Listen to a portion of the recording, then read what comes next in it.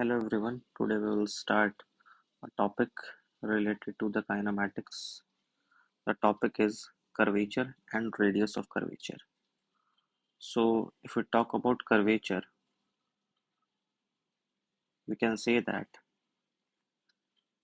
it tells you how much the curve is bent. It tells you how much the curve is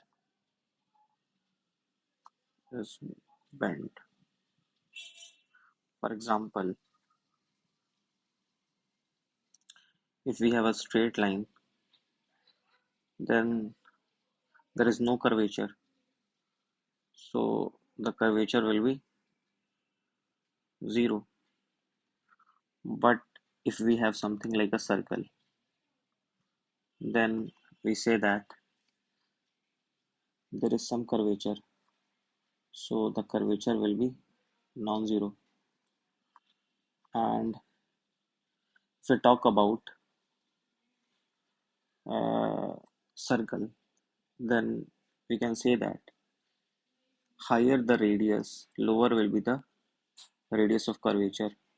For example, if we have two circles, suppose this circle has a radius r1 and the other circle has a radius r2, where we can say that r2 is less than r1, then this has more uh, curvature. This has more curvature.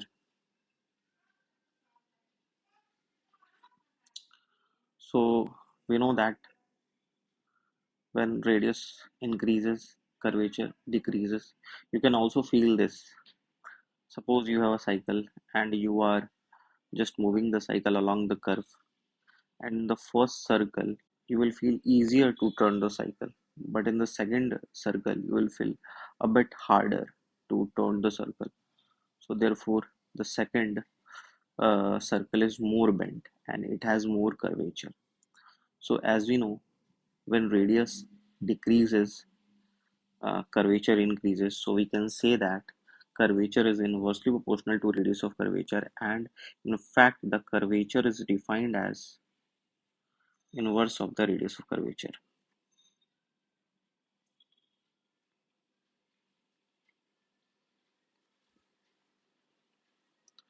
Now,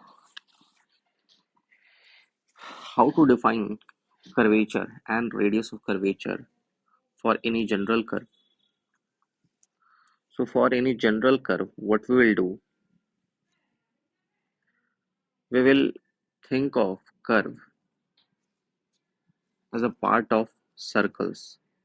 For example, if we take a very small elemental part on this curve, suppose dl is the elemental part, then we can say this dl is the part of circle, and suppose this is the center, and suppose this is the angle d theta, and this is the radius r.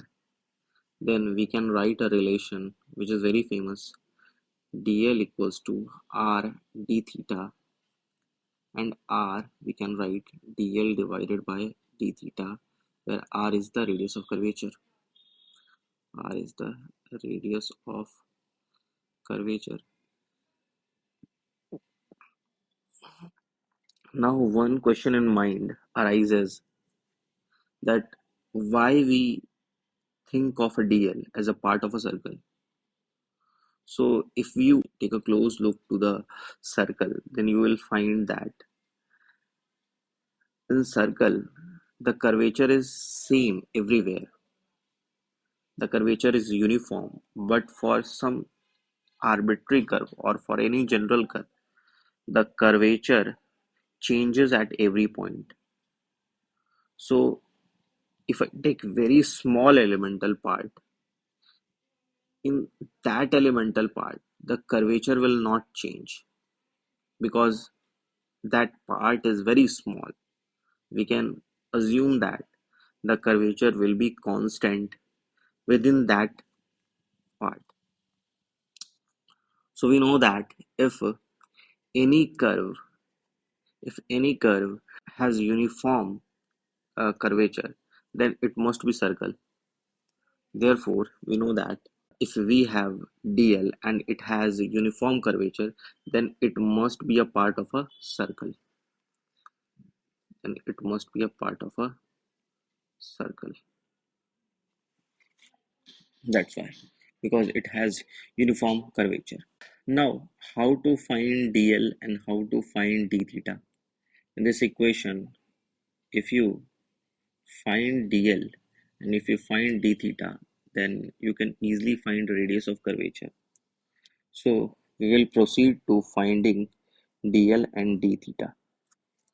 So what we are doing, we are taking some curve, some general curve, and suppose this is x-axis and this is y-axis and this is our origin. So suppose this is DL. We are taking this as our elemental part DL. So if this is DL, then this DL have a component in y, that is dy, and a component in x, that is dx, and we can write DL is equals to under root of square of dx plus square of dy, and we can write as dx under root of 1 plus dy by dx ka whole square. Now we have found DL. Now the other thing is that we have to find d theta. Now d theta can be found by some geometry. See what we are doing, if we at this point, if we plot a tangent, then it will look something like this. We are plotting a tangent, and at this point tangent will be somewhat like this. Tangent will be somewhat like this. This angle is theta, and this angle is theta plus d theta. D theta is negative. Now the what we can do, we know that perpendicular whenever also a line rotates.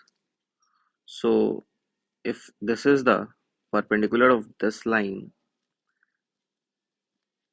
then this perpendicular must also have rotated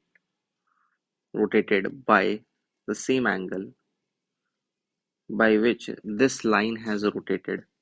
So if you see this line has rotated by an angle of d theta in, you can say d theta in clockwise sense, then this perpendicular must also have rotated by an angle d theta in the same sense,